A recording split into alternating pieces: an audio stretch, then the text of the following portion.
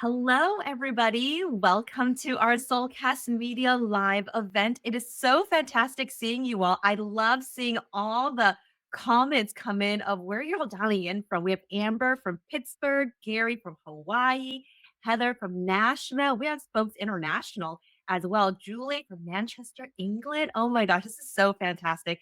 It has actually been a few weeks since I've done one of these. So I am so excited to be back. And we have a very special topic all about mastering small talk at work. So, before we dive into today's talk with my guest, who I'm going to introduce in just a little bit, if this is your first time joining one of my Soulcast Media live events, I want to say welcome.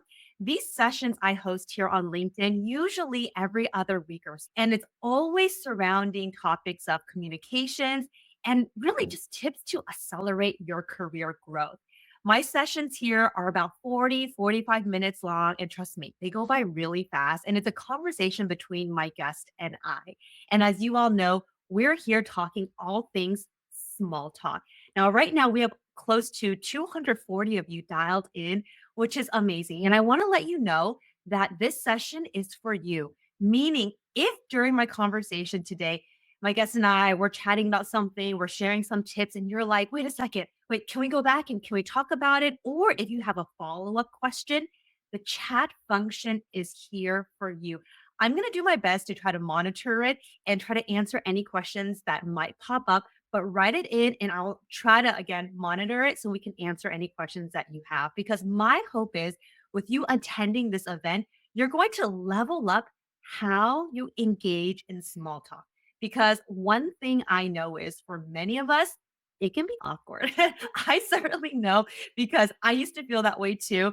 And I'm sure my guest, Kim and I, we're going to be talking all things, maybe even awkward small talk, how to make it less awkward, but we're really just to be more conversational. And that's really what we're going to be talking about today. So before we dive in, I want to do a quick intro. So my name is Jessica, and I'm the founder and CEO of Soulcast Media. We are a communications training agency. We've been around for about 5 years now.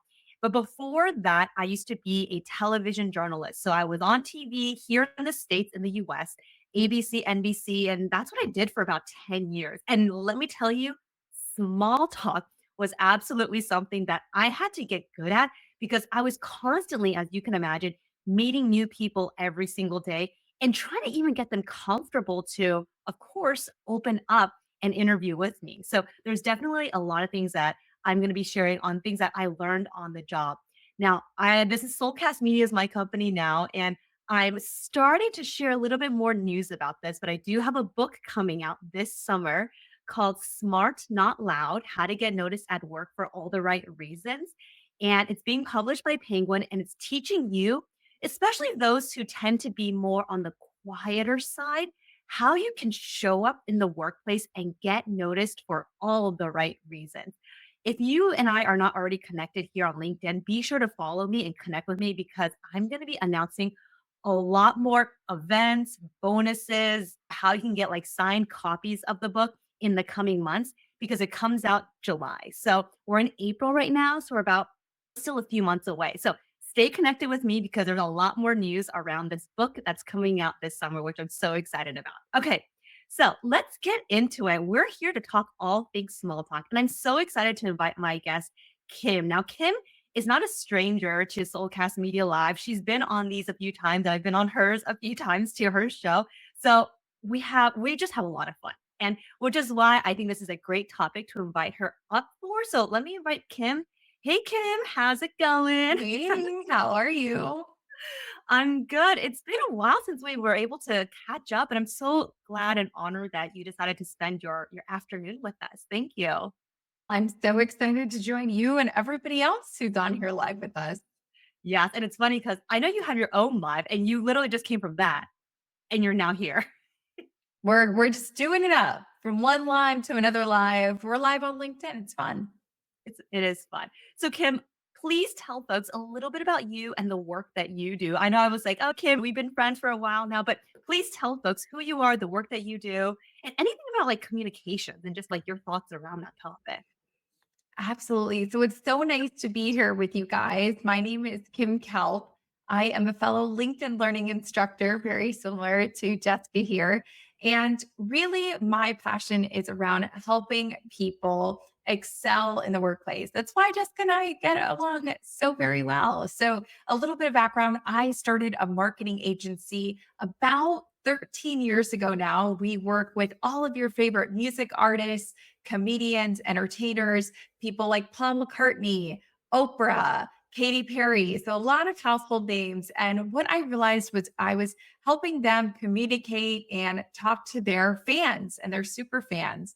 And what really started resonating with me was wait a minute, I'm helping these people that are already really popular get even closer to their fans. What about all of these amazing executives, founders, leaders in the workplace?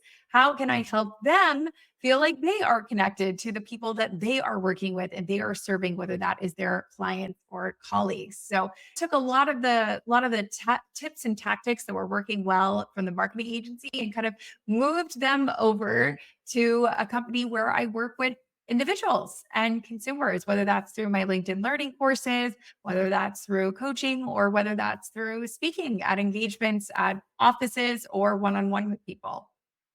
And how lucky are we that we get to learn from you when you're helping these mega stars, right? And I'm sure a lot of it, like people are like, "What is it same?" In many ways, it's the same. We're talking to people, we're talking to consumers, we're talking to customers, right?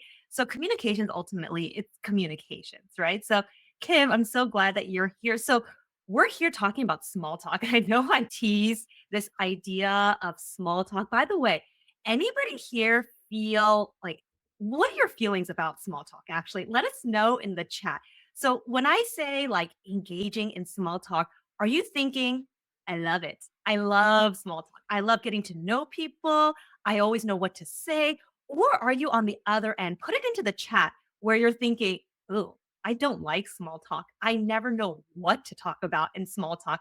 I always end up having that awkward silence when I'm engaging in small talk. Let us know in the chat function your feelings surrounding it. And I think this is a great place to start when we're talking about engaging and mastering small talk, because I am curious, like, how do we all feel? So, as we're getting comments rolling in, Kim, what are your thoughts about small talks? This is one of those things that I guess they don't really teach you in school. You kind of, I guess you start learning at a young age when you're talking to strangers. But what are your thoughts about this? I'm just seeing what Kim and Julie and Jenna are saying in terms of it's awkward or I don't know what to say. And what helps me and what helps a lot of the people that I talk to about this is you have to look at it as a fishing expedition. What do I mean by that when I say a fishing expedition?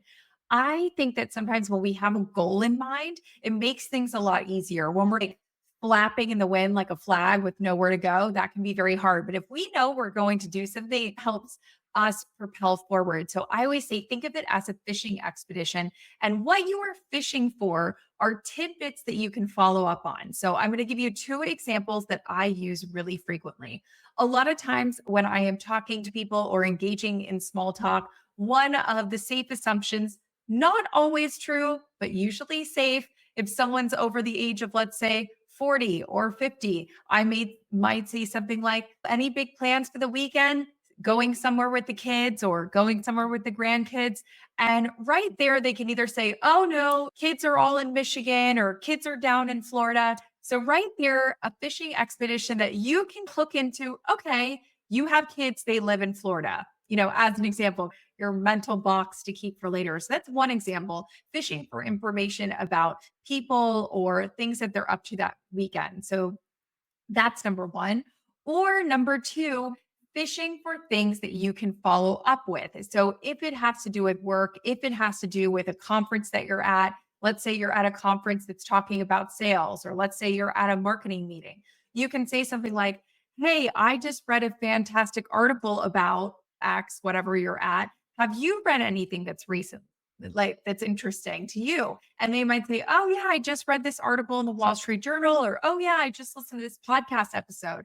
Once again, a second good hook for you to then say, oh, yeah, I'll listen to that podcast episode, or I will read that article, and then I will follow back up with you. So, again, just giving yourself a mission when it comes to talking with people, I think is a little bit easier for people to wrap their heads around than just flapping in the wind. What do I talk about? I love that. And I love how you put into this analogy of think about it as if you're going fishing. And the only way to actually capture fish, right, is that you're going with this mission of finding, searching, fishing for information. And I think what you touched upon is being clear. That is the mission. Instead of just like awkwardly throwing out questions of the weather or whatever, which sometimes is fine. If it's like somebody who you literally have no idea, you just want to like get it going. But I really love how you're thinking, okay, let me ask a question. And depending on how they respond, there are little golden nuggets of information. And it can be multiple of those. But it could be like where they're from, where their kids are from, what they're doing. There's always tidbits of information that you as a listener can latch onto and you can decide, okay, ooh, that part's interesting. Florida's interesting, or his or her weekend plan is interesting. Let me ask a question to follow up on that. And before you know it, it becomes a whole conversation. And hopefully they're asking similar questions to you. And then that's how you ultimately build that rapport, right? It's wow, I like you and I appreciate the questions. And this is a little bit about me.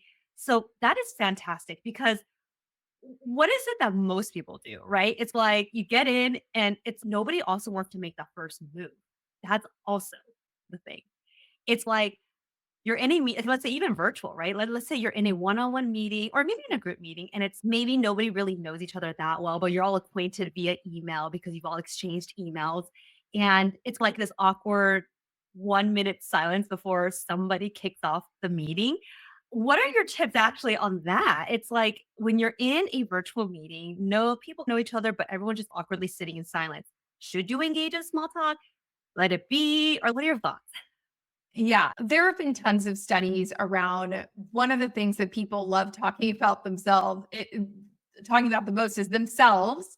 And they love talking about things that they like. Those are two very, if you have the choice of talking about having somebody talk about themselves or talking about the weather or a sports team, they're going to want to talk about themselves. Or if they really like the sports team, again, if they really have an affinity, something that they like. One opener that I think is a fail safe if you're logging onto a Zoom call and you need something just to kick off some small talk for a few minutes, a great go to is what's everybody watching right now? People will wax poetic. I've been watching Love is Blind. I can't live without The Bachelorette. Has anyone seen the new episodes of Alone? It's a really safe, agnostic question, and it gets people really excited to talk about what they're watching and what they love. I love that. And people, generally speaking, usually have an answer to that question. What are you watching now? And I would say if somebody answers with a show you don't know, then you can follow up with the question like, oh, I've heard of that show, but I haven't gone around to it. What is it about again? And that just gets the conversation going. So I would say also like if you ask a question because you're taking that initiative to kick off the small talk and somebody answers in a way where you're like, "Oh, I actually don't know," or I this is sometimes how I feel about sports. When people give me, "Oh, did you watch the game over the weekend?" I'm like, "No." I'm not the biggest sports person, but then I'll ask, "Oh, no, what happened?" Or and then usually when you invite them in and be like, "What happened?" Generally, they're pretty excited about that topic anyway, so they're like, "Oh, yeah, this person did this, blah, blah, blah, blah, blah." So it's basically giving an opportunity for people to just share what they're passionate about. Somebody's asking, "But what really is the point of small talk?" Honestly, I really think small talk is part of business. I really do. And the reason why I say that, and I want to get your thoughts on this too, Kim, is because ultimately at the end of the day, we're connecting with other people. Most of the time, we want to connect and work with people that we like. And even though small talk oftentimes isn't always about talking about business or we're talking about the weekend, what we like to watch, right?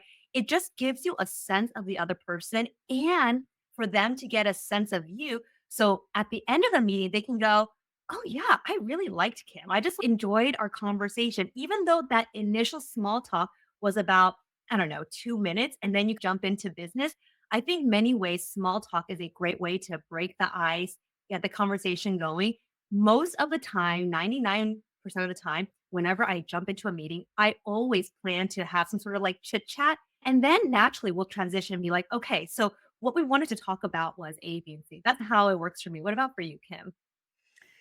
To me, small talk, it's like an Oreo, right? There's the beginning, there's the fun filled middle, and there's the end. And what I think people miss out on is the end part, because I also think it's a really great follow up. So let's use your analogy of a sports game. So someone's, hey, did anyone see the final four is going to be this weekend? Who are you rooting for? What's going on? It's a great follow up because if someone is a big fan of X team because they just talked about it with you, it gives you an amazing reason to follow up with them. So then maybe after the final four game, or maybe a week later, you can say, hey, I saw your team won. Or, oh, bummer, your team didn't make it. I know you're rooting for them. So a lot of times in meetings, what I find, especially if it's a meeting where I am presenting to someone or it's a new person that I don't know very well, I'm wanting to form a bond, but that also means I'm needing to find an excuse to reach out to them because it just mean like, hey, after the meeting, we're going to go on our way for 3 weeks and like see you in 3 weeks. Well, we have all this forward momentum. I don't want it to just slump until 3 weeks later when we pick it back up. So I will look to see if there's something that I can keep the through thread going until we regroup in 3 weeks. And maybe that is sports. Or maybe that is a book that you recommended that I then read, and now I'm giving you feedback on it. So I'm always looking at it in terms of follow up as well. So key. And it reminds me because recently I met a new person who I really was very excited to meet. And she was telling me that she is a huge baseball fan, but specifically, not just a baseball fan, she was specifically a huge fan of this one Japanese baseball player who plays somewhere in LA. Anyways, so she was telling me that she's a huge fan of him. And because, like I said, I'm not a huge sports fan, immediately I picked up on that. And of course, in order for me to continuously engage in conversation with her, what did I do? I started Googling this baseball player, following his news, his updates. And then I was like, you know what? We had a meeting a few weeks ago now. I know there's been a lot of news going on with this particular player. Let me just use that as a way to re-engage a conversation with her. And so I texted her and was like, "Hey, what are your thoughts about what's going on right now?" And immediately we again started talking again. So I love that. So that is a great example because even though sports would probably not be something that I would initially think of, oh, this is a topic that I want to talk about, because I knew she was interested in this player, I started keeping tabs on what was going on so that now I had something to talk to her about. So I think for many of us, we have to see small talk in this way. It's not about just, oh, it's not something that we don't really like to. It's like, how can I try to fish, right, for more information so that I can also continue to have conversations with them, especially if this is a relationship that I want to maintain or at least continue to build on, right? So, 1,000%. And if I could do a stack ranking system on like small talk subjects, number one is going to be anything that person knows, loves, or likes. So people will say, I got the best Italian spot. You got to go to this place in LA. It has the best pasta, blah, blah. So that's going to be number one. Things that you think that person will know or love. That's number one. Second one is anything that's more general. So we're talking about like the weather or sports. Cause then again, in your example, Jess, you might bring up sports, but to someone like you who doesn't really follow them, a dead end. yeah. So that's why that one's kind of in the stack ranking system, number two. And the third one, and it's dead last, and it's dead last for a reason, and that is work. A lot of times people will come into small talk and be like, hey, did you see that last sales presentation? Yuck. Nobody wants to talk about work. Listen, we all got to go to work. We all have to make money, but there are very few people in life that get super excited about work unless it's a project that they are really passionate about. At the end of the day, it's work. Someone would way rather talk to you about their grandkids or their favorite Italian spot or their favorite baseball player than they would the last sales meeting report. I completely agree. And I love this ranking system. I always say the two most, the safest ones are people most of the time like to talk about food and just travel, whether it's places they've been or places they're planning to go to for perhaps their summer vacation with their family. Like, Kim, do you have any travel plans this summer or coming up? I think yes, and I think that's a good one, and I also think the more open-ended you keep it is also really good. So you could say to somebody, "Hey, I really wanna take a trip with my mom." I'm making this up. "I really wanna take a trip with my mom. She's in her 70s. Anything you recommend?" And someone's gonna say, "Oh, does she like golf, or does she like spas, or does she like tennis?" I think anything where you can get people on board with you to help you brainstorm or solve a problem is also a really great kind of small talk conversation starter. Oh, I like that. And it becomes like a conversation where they're helping you also be like, oh, I went to Italy last summer and I had a great time. Maybe you can consider that with your mom this summer or something like that. Exactly. And then they're back to talking about things that they know and love, which is perfect.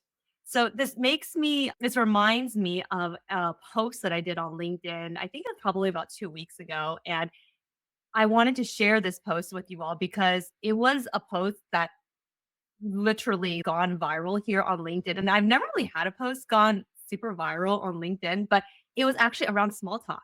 And I was on a flight recently and I took a picture of me on the flight and I basically wrote on this LinkedIn post that the guy next to me started talking to me. And I don't know about you, Kim, but I usually am like awkward. Like I just like talking to the person next to me, usually I just do my own thing. I'm on a plane, like my 2-year-old is not around me, so I can actually focus and do some work with this guy.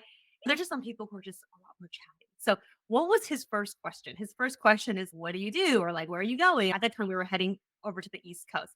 And I remember because I learned this small talk formula that I used, and it worked amazing because after I use this formula, and I'm gonna share it with you all, I just instantly saw how, like, it lit up his face that he suddenly was, like, really interested in what I was talking about, and I realized it was because of the way I structured my introduction essentially, which sometimes is like small talk, like how do you introduce yourself? That he suddenly had all these questions and like he was curious and it was like a very interesting dynamic. And I realized it was because of how I did it. So I'm going to share with you all what that formula is.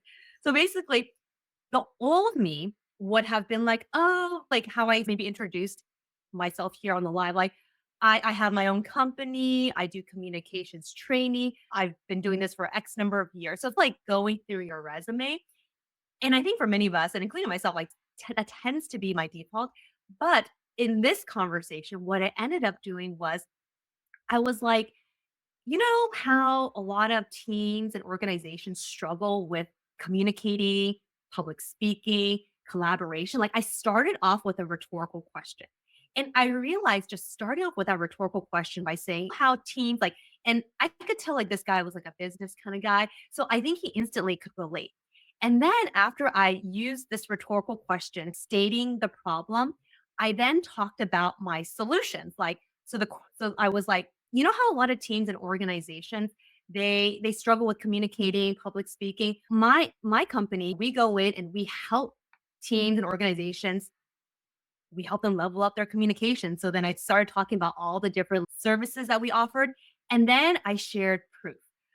We've worked with companies like Mattel, Microsoft, Liberty Mutual. So I started not like a whole list, maybe just like 3 or 4, and I gave proof. This whole little sandwich structure I just shared, right? The problem, the solution, and giving proof. Like I said, instantly he was like, "Oh yeah," like he got it. And I shared this on my LinkedIn, and it like went super viral. But I think it relates to small talk because it's a way of talking about yourself that isn't just like my resume. I don't know. That's something that just reminded me. No, totally. I think anything that you can do, any sort of storytelling is always going to be helpful for people to understand. And this makes me want to ask you, Kim, when it comes to small talk and introducing yourself, right? What are your go-to tips? Do you tend to just be like, "Oh, hey, my name is Kim. I do that, that." Like, how do you go about introducing yourself? And what have you found worked really well that our listeners can take away? Yeah, I'll share what's worked for me. take it or leave it if it works for you. If not, no worries. A lot of times I will change my answer based on where I am. What do I mean by that? If I am at an industry event where everybody is familiar with the entertainment industry, is familiar with the music industry, I will maybe answer one way. If I'm at my mom's book club in Florida, where I know they're maybe not going to have as in depth a knowledge of what I actually do, I will pivot my answer that's a little more friendly in terms of them being able to understand what exactly I do, or I will simplify it a bit. And I think this is helpful for two main reasons. One, you have to know the time and place that you're at. So if you're at a small, intimate dinner party, sure, you can explain for 15 minutes more in depth what you do. If you're at somebody's book club and they just want a one sentence, like understanding of what it is you do, that's going to be a very different approach. So a lot of times I will shift and morph how I answer the question based on who I'm with. But one piece of advice that I really love giving to anyone that has a super technical job, or let's say you are a programmer, or let's say you work in accounting, or something that just the general public doesn't quite understand as in depth as your job might be, I always use this tip of give an analogy.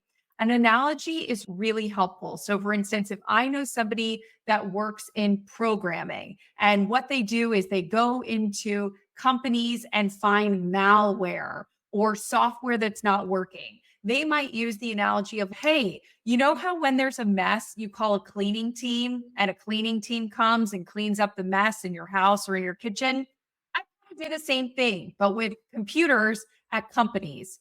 People are like, okay, got it. You get into computers, you clean up the mess. So that might be a way to explain what you do or explain a little bit of your work if you have a job that's really technical or confusing. Ooh, I like that. And I agree in the sense where when it's easy to get into the weeds of your work and it's easy for you to talk about it and for you to like share, but for other people you have to understand that maybe it's not the industry that they're in, and if you go too deep then you're going to lose them. So I love how you're saying think of it as an analogy. And I love even that example that you gave. You used that like little like sandwich method that I even shared. It was like, you know how, and that's like the problem, and then the solution. And just that in itself was an analogy. So I think you and I shared a lot of already just really good takeaway tips of like how people can think about it. So we have some really interesting questions that I want to get into. And one of them is just like understanding like how much should we share, right? I think for some of us, it's we're very open. There's nothing to hide. I'll just share, tell you what I think. But for some of us, we tend to be a little bit more private, more reserved. We want to separate the private and the professional. What are your thoughts on like how much should I share, small talk? Or if people ask me a question, and let's say I find it to be quite personal, like maybe I don't want to share where I went this weekend, right? Like, how do we answer that? How do we do it in a good way? So, my approach to this is the Diet Coke and the Coke approach. So, the Diet Coke is Coke Light, right? It's less sugar, it's less calories, probably more chemicals and aspartame, but that's a different conversation. But it's like the light version. So, a light version might be I have three kids, two are in middle school, one is in elementary school. I love them, they're super sweet. That might be like the Diet Coke version. The full blown sugar Coke version is I have two kids in middle school, one in elementary school, one's having nightmares, one I think might be dyslexic, and the other one just got a girlfriend and they can't be having girlfriends when they're in middle school and it's keeping me up at night. That might be an overshare. People might not want the full Coca-Cola. So maybe the Diet Coke approach of we're just keeping it a little light, we're just keeping it a little more surface level, we're just keeping it a little more top level. I always think the Diet Coke approach is the way to go. You know, just as well as I do, and everybody joining us, you have met the full blown Coke person. Like they have been sitting next to you on a train or a plane where you're like, I cannot believe this person is sharing with me that like their sister has come out and their dog barfed on their shoes. And you're like, wow, this is an overshare. This is a TMI. we don't necessarily want to get into that when it comes to small talk. So I always say, keep it light. It's the Diet Coke. It's half the calories. Keep it top level. And I think if somebody really wants to inquire about, let's say, your weekend plans and you don't feel comfortable maybe sharing a lot of your personal life, again, go back to my tiering system. When we talk about like TV shows or movies, that's universal. So if somebody says, hey, what'd you do this weekend? You don't necessarily want to talk about your kids or what you did. You can be like, oh, it was a low key weekend, watched a great movie, or watched something really awesome on Netflix, or dug into a new book, or dug into a new podcast. So entertainment content, or dug into a new newsletter, or listened to a Soulcast Media live that was really interesting. I think sticking to content is always a really safe bet if you don't want to get into the personal information. I love that. Diet Coke and Coke version. And I know all of us have been in conversations where the person next to us has unloaded the full Coke, full sugar, and we're just like, whoa, we're 20 minutes in and this person's still talking about God knows what they're talking about at this point. Ex- Yeah. So this I want to pivot because this is a question that I do want to ask regarding small talk. And this is so we've been talking about why it's important. We've been sharing strategies of like how we can approach it, make it conversational, engage them, make it relatable, right? All these very important things. Now, I want to pivot where how and should we engage in small talk and how do we engage in small talk with people who we might feel, intimidated by? Meaning it could be like a senior manager, the chief whatever officer, where find ourselves maybe in a meeting with them and we have maybe 5 minutes to kill. We're sitting next to them. And we're like, ooh, this would be a good opportunity for me to get to know this person. But they're like maybe X level above us. What do we say? It feels awkward. Maybe you feel a bit intimidated. What are your tips on engaging with this person where we call it the power distance, where the power distance might seem very big, right? Because they're like chief, whatever officer or senior VP or whatever. What are your thoughts on this? I think that this is such an opportunity to, again, really bridge the gap. So if you are in a room with someone and it's your boss or your boss's boss or a high level client, I always say use this opportunity to copy their homework. They did not get where they got by accident. They made a lot of smart moves. They made a lot of smart decisions and you should copy their homework. So I personally would use that opportunity to say, hey, I'm in a season of learning. Do you have any, insert here, podcasts you recommend, books you recommend, newsletters that you read often? I would be like, I'm going to copy this person's homework because whatever they are listening to, whatever they are reading, whatever they are subscribed to, whatever they are following, I want to do all those things. So I would use that opportunity really as, again, a learning section for yourself to really understand what is this person absorbing, because if there's a chance that you can absorb it too, even better. I love it. And I completely agree in the sense that if you're sitting next to somebody and you know who they are, you got to try to talk to them. And it doesn't have to be anything like awkward. And don't even think of it as an awkward situation. Like, let's say this is somebody who, like, let's like be very specific in the scenario. Let's say it really is somebody who is like maybe 2 or 3 levels above you. Engage with them, but not like really. I mean, you certainly know who they are. They may or may not know who you are, but you happen to be sitting next to them. I think a great way just to start off the conversation is you have to know, like, you got to be proactive about it. Don't assume that they're going to just talk to you. Okay. That's number one. You have to turn to them and you can even say these words like, oh, hey, my name is Jessica. I don't know if you know me, but I'm on X team. And I just wanted to just say hi, introduce myself. And even just that one sentence, that's all you have to do. And I'm sure the other person will be like, oh, hey, my name is Kim. Really nice to meet you. And then from there, you can then ask those follow up questions that you just said. I'm in the season of learning. I've been looking for some new podcasts that, anything that you recommend. And like I said, like you said too, people love sharing what they love, what they know. And suddenly now you have at least a 2 or 3 minute conversation going with this person. And let me tell you, they'll probably now remember you instead of it being like, who was this person that I sat next to like in that meeting? You won't remember because you never talked to this person. Exactly. And so I think really just viewing it as an opportunity, not something that should be intimidating. I think a lot of times it's our own personal switch or stories that we have to tell to ourselves. Like, this is not scary. This is exciting. This is not intimidating. This is an opportunity. And just really reframing that before going into those situations is so key. Yes.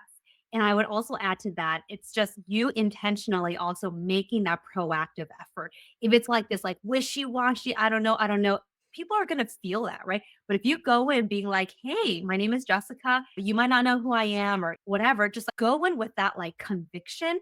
And I guarantee people are gonna feel that. So one of the other questions I want to get into that I see is how do you transition then out of the small talk to the real talk or whatever people call it. Or I heard it's like small talk to the real talk or business talk or whatever. How do you get from talking about the weekend plan, food, travel into like why we're actually meeting? How do you do it without being abrupt?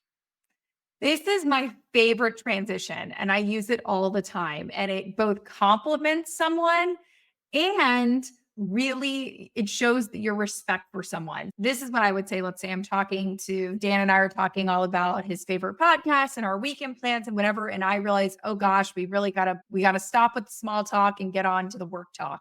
I would say, oh my gosh, Dan, I could sit here and listen to and chat with you all day. So again, you're giving them a compliment of Dan, you're so interesting, or I'm really enjoying this conversation. Oh gosh, Dan, I could sit and talk to you all day about whatever it is, this podcast or your weekend plans or your favorite places in Italy or whatever it is. I could talk to you all day, but I know we only have 30 minutes set up for this meeting. So we got to dive into these sales numbers.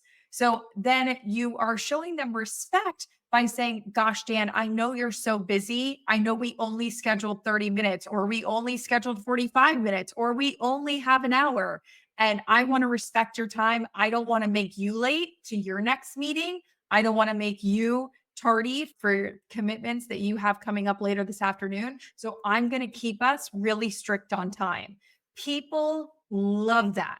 They love that because nobody wants to be late. Nobody shows up to a meeting and goes, wow, I hope this runs 10 minutes late so I can be completely frantic for my next set of calls. Nobody wants that. People want meetings to end on time or, dare I say, early so they can go to the bathroom before their next meeting. So I think saying that out loud, hey, Dan, I know we only have 30 minutes. My goal is to get you out at exactly 30 minutes or earlier. So we got to jump into these sales numbers is perfect because Dan is thinking, whew, okay, great. I'm going to get out of this meeting on time.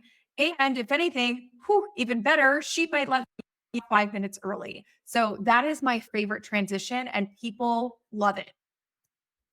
That is actually exactly what I use too when I am trying to transition out of the small talk into the purpose of our meeting. I will say exactly that.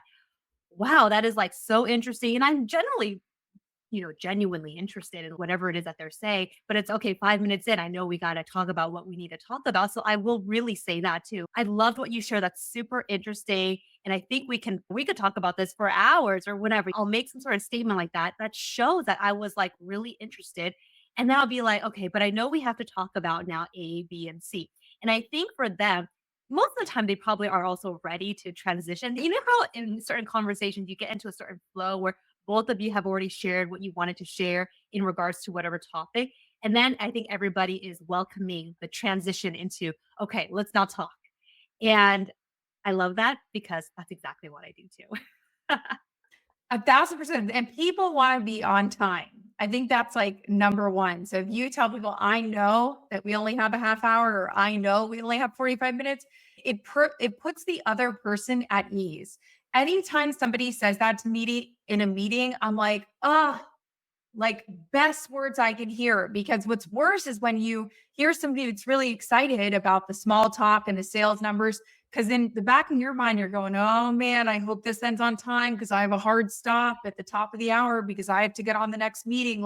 I don't want to say you're distracted, but you do have that background dialogue going of what's in the future. The minute somebody tells you, don't worry, I'm going to get you out of here on time, it's, okay, I can really relax and focus because you're putting the burden on you to keep me on time. It's kind of like a gift, honestly.